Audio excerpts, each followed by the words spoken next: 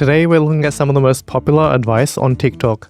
Some of it's going to be good, some of it's going to be bad, but one thing is for sure, pretty much every piece of advice you hear will not change your life unless you actually change what you do. And that advice is not from TikTok, it's from personal experience. Is it more important to do what you love or love what you're doing? If you're an intelligent person, you will try to do what you love most. But if you're a genius, you will do just what is needed. What does that even mean? Okay, I got the first part. If you're intelligent, you will do what you love.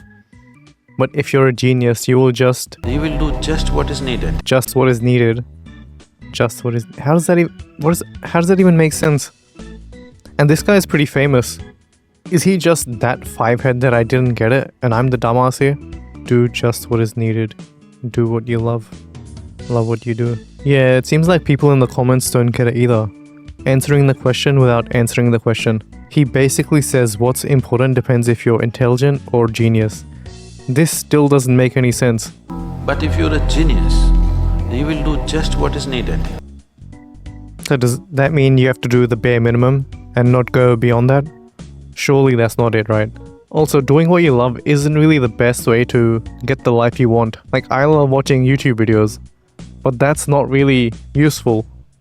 Making YouTube videos is. And if you want to like that more, I think you have to get rid of the other cheap options of dopamine. Because there's no way you'd keep on picking something that's hard and gives like 50 points of dopamine when you can do something that's easy that gives you 100 points. I would say if you are full-time in employment, this is my advice to you. Be the last one in and the first one out, and do as little as you can for maximum pay. That's honestly what I would do, and that's controversial. A lot of people would say you can't say that, but I would honestly be the last one into work and the first one out, because you're not valued for your time. The fact is, no matter how much people say, but I'm really passionate and I love my job, believe me, the CEO is not bothered by you. Yeah. You are a number. It's always been that way, unless it's a small family-run company. If you are employed, you are just a number, but when you run your own business, you're not. So the thing about this advice is that it seems kind of, yeah, I should do that. Why not? I should do the least amount of work possible for the maximum amount of pay. But the thing is, this just seems like a surefire way to stay stuck for the rest of your life. Like, sure, in the short term, it might actually make you more money and you'll do less effort. But in the long term, you don't grow. You stay in the same place because you don't try hard to get to the next level. I've been doing this for years. I haven't got fired yet. 20 years at the same job. So this person is saying like it's a huge achievement. But you've been in the same job for 20 years. That's your entire life. I'd also say that this is probably one of the most depressing mindsets you could ever have. Like, why would you want to be around someone that thinks like, oh my god, I'm so sad that I have to be at work today. I'm just going to barely exist. The fact is, no matter how much people say, but I'm really passionate and I love my job, believe me, the CEO is not bothered by you. The point of it wasn't to impress the CEO. It's to develop your own skills and character. Also, this guy is promoting that you shouldn't work at a full-time job because you're not valued by the CEO, and when you have your own business, you are. But if you have this mindset and do the bare minimum, and then you try starting your business, I think you would have a lower chance of succeeding. I'm a microbiologist, work 8 AM to 4 PM. I'm in at 8:10 AM and leave at 3:50 PM. So the thing about this is that you actually agree to the work hours in exchange for money. You're not upholding your part of the deal. Nobody's forcing you to work in that place. It's your choice. So 20 minutes a day, it might not seem like that much, but if you look at it over a year, that's around 70 hours. What's your life advice? Life advice: just because you don't give up doesn't mean you will make it. I bet you weren't expecting that, huh? Life advice: nah. Reality check: yep. Demotivational speaker: don't let anyone stop you. Stop yourself. So just because you don't give up doesn't mean you will make it. I think this applies mainly to the things where your success is not directly under your control and it's dependent on someone else. So for example, trying to make it on YouTube is 100% in your control. But becoming a successful movie actor is dependent on the movie producers and a whole bunch of other people. But I think the real reason is that most people's skill level is just not high enough, and that's why they don't make it. So for example, I started getting recommended a bunch of auditions on YouTube, and I saw like 100 videos, and not a single one of those people was skilled enough to be in a movie. The audio was terrible, the video quality was bad, and the acting wasn't really at movie level. I only saw one person that made their acting look believable, and it turned out that they were actually an acting coach and they've been in a bunch of movies already. And they've coached a bunch of popular actors in Bollywood. So let's say the success rate for winning is like 0.1%. If you give up, the success rate is 0. But the thing is, pretty much anything that's meaningful has a really low success rate. And if you're in the game long enough and you continually improve, the chances of you becoming successful go higher. And if that one win can change your entire life, shouldn't you do whatever it takes to make it work? I think the success rate might not be as low as people think, it just takes a really long time for it to kick in. So for example, there's a really popular author called Brandon Sanderson, and he said that all of his friends in writing class that ended up sticking with it all eventually made it. Sure, it might not be at a super successful, like international superstar level, but they all ended up making it. There's also Shaan Puri from My First Million. He said all the people that he was coming up with and that didn't quit the game, they all made it. There's even a tweet from Alex Becker saying that almost every one of my boys I started with in business who stuck with it is rich now. I know very few men who tried with 100% serious effort for 10 plus years that are not rich now. In fact, none that I can name. The only ones that failed quit pretty early on. Just because you don't give up does not mean you will make it. So the thing about this advice is that it might be true, but it's not really useful. But then how do you know when you should actually quit something and move on? I think the answer has to be, have you done so much work that it's unreasonable for you not to win? And are you actually making progress or not? You should never be at home. That's what I tell young people. Home is for 7 hours of sleep and that's it. The amount of time you spend at home is inversely correlated to your success professionally and romantically. You need to be out of the house. When I see a homeless person, first thing I think is successful. I'm an introvert. Home is my life. Same here. This used to work in the Stone Age. I'm pretty sure that this would have been the right advice 100% of the time if it was like 20 years ago. But nowadays, career-wise, there's so many things you can do from home. Like if you want to be a content creator, you have higher chances of success if you work from home. Unless obviously your content revolves around traveling outside. I think one thing that matters more than this is actually having a direction and walking towards that. Because if you're just aimless and you hear this advice and just start going out for no apparent reason, you're not going to get very far. But I do get what he's trying to say. If you stay at home all day, you will get no opportunities to meet people. And a lot of the time, actually meeting someone is what can create a huge what-if scenario in your life trajectory. Like suppose you stay at home all day, you don't meet anyone. You're obviously not going to find any romantic partners. But if you're out and about and you meet a ton of people each day, and one of them turns out to be a future partner, that's an entirely different life trajectory you could have. What's the best finance advice you've ever got? Save $20 a day. 20 a day times 365, 7,003. A year times 2 years, 14,006. 3 years, 21,009. 10 years, 73,000. Cap package, 78 grand. Save 20 a day, and you always keep broke away. The reason why people don't have money is not how much money you get paid, it's how much money you save. I know people who work McDonald's minimum wage, and they make more money than people make $40 an hour because they understand where they at. So they save trying to get higher. And then the people who make more money, they spend more money, and they get more habits. You know what I mean? Yeah. Hey, good luck, good life. You know what I mean? Yeah. But you gotta save money. Without saving money, you got nothing to invest. That makes sense? Yeah. That was some good advice. Not gonna lie, putting that interstellar background music in any video will make it sound more legit and epic. Also, the dude's math was really insane, huh? How is he so fast at that math? Okay, so $600 a month. I don't have that. Yeah, if you think about it, it's $20 a day doesn't seem like that much. But it's $600 a month.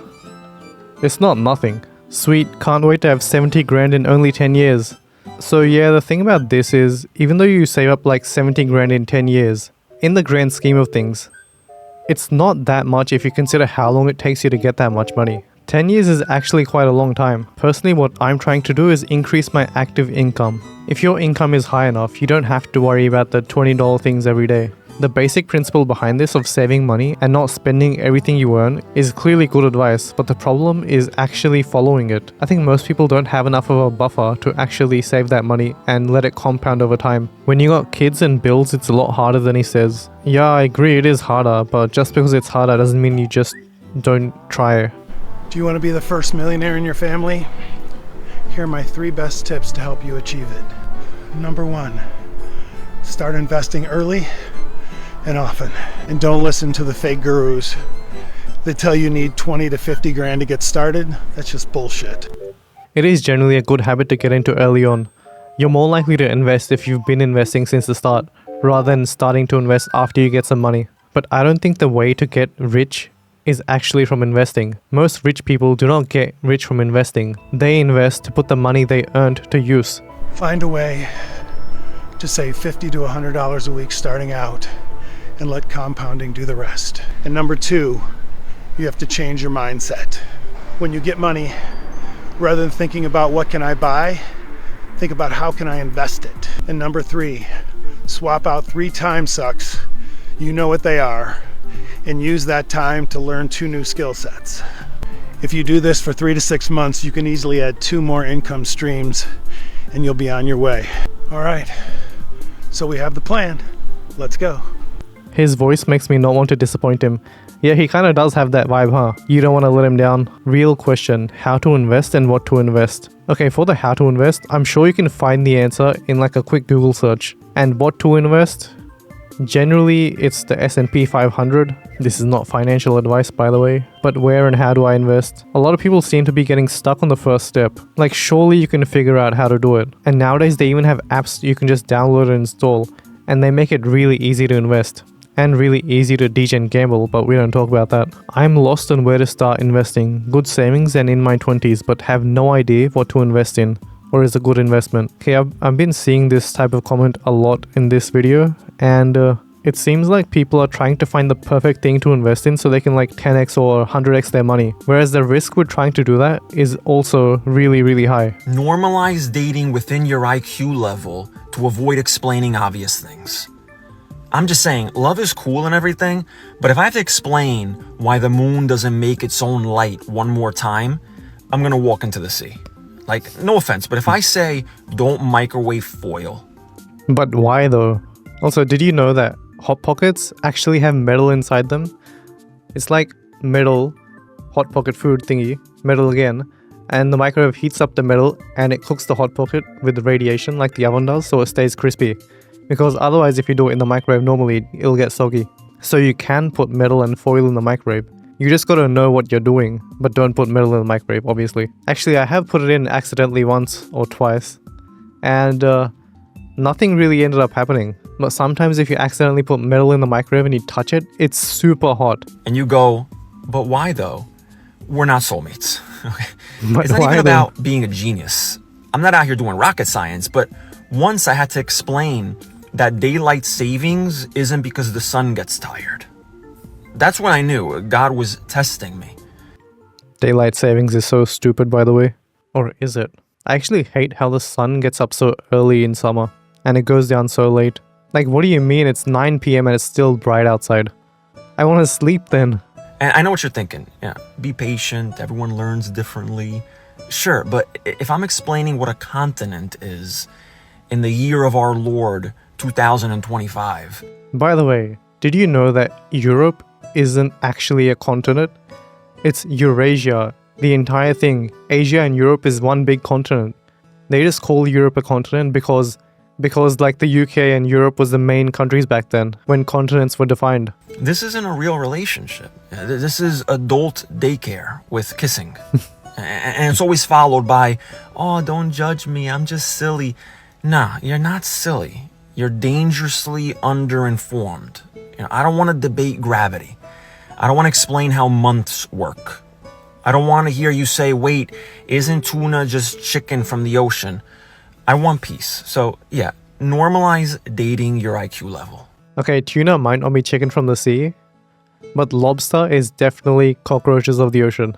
No, spiders of the ocean, yeah. Don't microwave foil. But why though? I asked him to buy seedless grapes instead of seeded. He asked, "What's the difference?" That's when I knew God was testing me. Okay, but if you've grown up with seedless grapes your entire life, and to you they're just called grapes, and someone says seedless grapes, you don't know what seedless grapes are, because you only know grapes. Having to explain a joke is so sad. I think most of the time you shouldn't have to, but sometimes you make some really bad jokes, and then you have to try and explain them and be like, "Oh, trust me, it was funny." I once dated a girl who refused to refrigerate mayo. When I told her, she said, when I told her she should, she yelled, "Who are you to say what's right and wrong?" Then I showed her the instructions on the jar. To be fair, in the store, mayonnaise isn't put in the fridge, it's outside. If you are struggling with your body image or your confidence or your self-love, this video is going to change your entire life. If your best friend gained 10 pounds, would you like her less? Would you think less of her? Would you maybe not talk to her as much? Would you not take photos with her as much? Would you think she's ugly? No. If your best friend lost 10 pounds, would you think she's better? Would you think more of her? Would you like her more because she lost weight? Would you be nicer to her?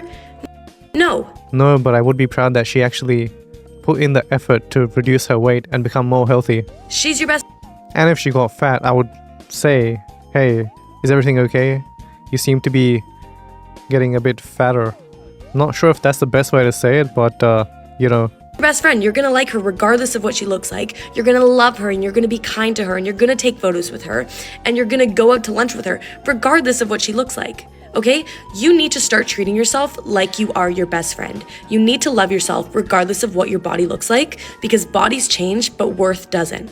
Okay? Your body is going to change. It is inevitable. You are going to gain weight. You are going to lose weight, maybe get taller, get shorter. I don't know. But either way, you need to be kind to yourself because this is your only life. Okay? I actually really fuck with this advice.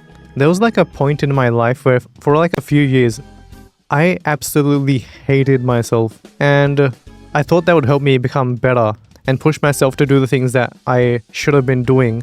But then I realized a few years had passed and my life was pretty much exactly the same. And all I had was a bunch of self-hatred. And I realized that it wasn't helpful. Like, what's the point if you hate yourself and your life is still shitty? That means hating yourself isn't working.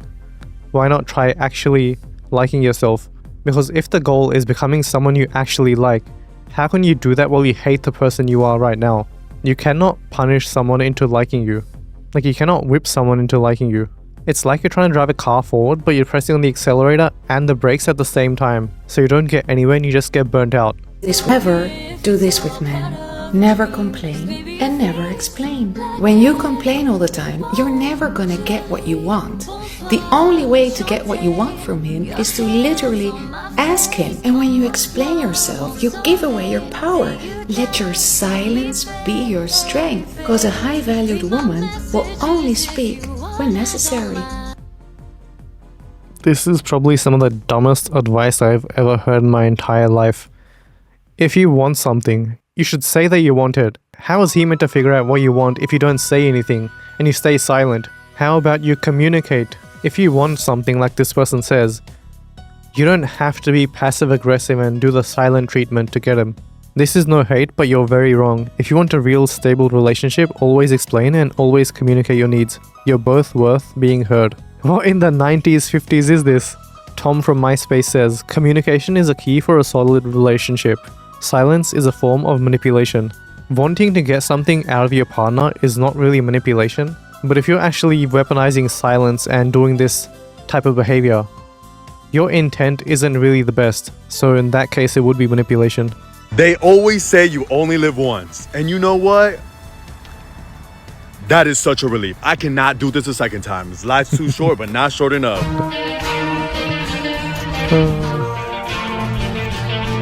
Well, he looks like he's having a great time though. It's kind of funny, these doomerish memes, huh? Although at one point, you do get kind of sick of them because how many times are you going to feel like, oh here, oh my life sucks, wah. At some point you stop thinking that it's like a meme and it becomes like a part of you if you do it too much. The more skills you have, the less you'll ever worry about money. And here's the mistake that I see everywhere. People step into a side hustle and first thought is, how much money can I make? And that mindset kills them before they even start. The focus should never be on the money. at the beginning. The focus should be, how can I learn this skill so deeply and so consistently that I end up better at it? Because here's the truth, money doesn't lead, skill does. Money always follows value, and the value comes from mastery. And most people quit because they don't see money fast enough. They weren't chasing the skill, they were chasing the payout in the first place. And if you're only chasing the payout, you'll never stick around long enough to actually get good. So don't chase numbers, chase the skill, build it, sharpen it, and the money has no choice but to follow. That's how you stop worrying about money forever. I 100% agree with this. Back when I was younger, I was always thinking, how can I make the fastest money possible? How can I dropship, or how can I, eBay arbitrage? And even though you learn some things from that, you don't really learn the skills that you need to actually be super mega successful. I'm not there yet, but working on it. The thing is, the competition nowadays is so high, you need to be the top option for people to actually pay attention to you. Because why would someone go with the second best option? And if you want to be the best, you need to put in so much time and effort to developing your skills. It takes way too long, and you don't see immediate results. I can attest, I baked, cooked, sang, did acting, social media management, event planning, and coordinating, but I left all these skills too soon because I wasn't making enough money. I also think you should pick the right game to play, and based on that, develop those skills. Because there are some skills in areas in games that you can play, which are inherently capped in what their earning potential is. It's like what Uncle Warren said, the boat you are on matters more than how hard you row. Although you should probably row as hard as you possibly can, either way. You're not going to hear it in a podcast. You're not going to read it in a self-help book. You're not going to watch it in an inspirational TikTok. The things you want to do in this life are going to require you to actually fucking show up and try to change. The life you want isn't going to come from a fucking Pinterest quote. It's not going to be a video that changes your perspective. It's not going to be a moment of clarity. It's going to be you. Nobody can change your life like you can, and nothing in your life will change until you do. Just try. I have actually fallen into this trap so many times. I'll just watch one more video and they might talk about something that I don't already know yet that'll change my life. Oh, I'll watch this video as well. Oh, this one seems interesting. But the thing is, your life will not change if you keep watching videos. Your life will only change if you take the action that is required to get closer towards your goal. Like looking at a map and looking at the directions you should take is not going to move you forward. You actually need to get in the car and drive forward. And that means you have to stop looking at the map and stop planning. You're so right, scrolls. The peace you seek is in the work you're avoiding. I think why it's so hard is because you have to stop doing what you've been doing your entire life and figure out what to do instead. And you don't instantly get dopamine from that either. It's like if you're on a travelator, you know the ones that they have at airports? Where you just stand and you move forward? That's your current life. And if you want to change, it's like trying to climb a cliff and you have no experience and you suck at climbing cliffs. Does that make sense? It will benefit you greatly to accept at a young age that no one really cares what you're doing. You might think that what you're doing is really big because it feels really big in your own personal life, but that's how everyone feels. Everyone feels like the things in their life are really big and important and everybody's watching, but in reality, everyone is so caught up in their own lives that they're not paying attention to anything else that anybody is doing. And you might be scared to go for it or to maybe quit something that you're doing that you don't like or to make a big change because you think that everyone's going to judge you and everyone's going to be watching, when the truth is no one's watching. Nobody cares. You are the only one that's stopping yourself from going for it. Maybe someone will talk about you for 5 minutes and then they'll forget about it. And then you will keep going on living the life that you are meant to live because you decided to live for yourself instead of everybody else. I think the real thing that stops us from moving forward isn't the fear of judgment from other people. It's actually the fear of judgment from ourselves.